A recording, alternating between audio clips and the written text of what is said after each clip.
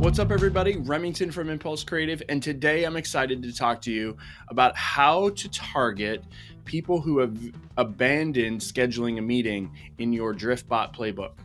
So as your DriftBot playbook will go through and start to schedule a meeting, it will ask for an email address, and then of course it lets people start to schedule.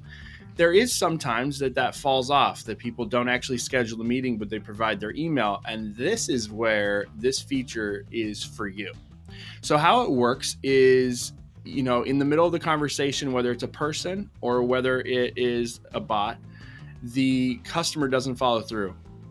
So now what we can do is we can toggle on an abandoned scheduling feature, and it automatically will send a follow-up email to the contacts who went through the flow but didn't actually schedule the meeting. So how you get there is you go to your settings and then you go to DriftBot.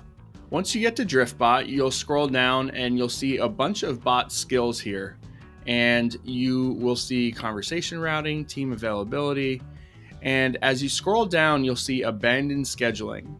When you click abandoned scheduling, you'll see this area where it says book more meetings, and you have the ability to just toggle this on.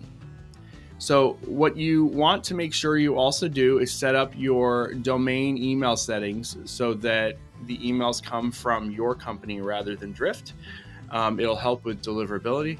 And then essentially you can make it so it sends a test email.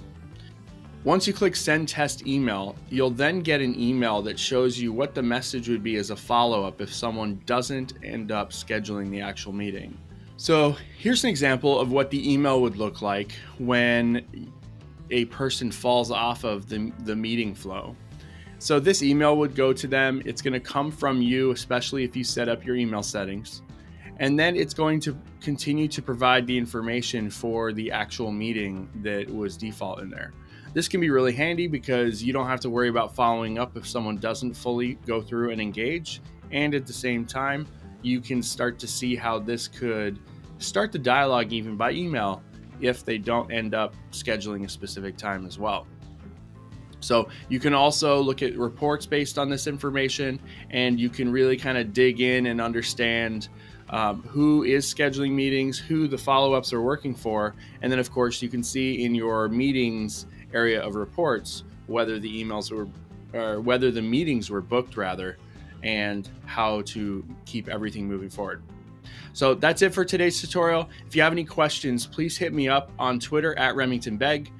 If you'd like to see some other tutorials we've done, you can go ahead and you can do that right here. And if you'd like to subscribe to our daily videos, you can go ahead and do that right here. Until next time, I'm Remington from Impulse Creative. Have a great day.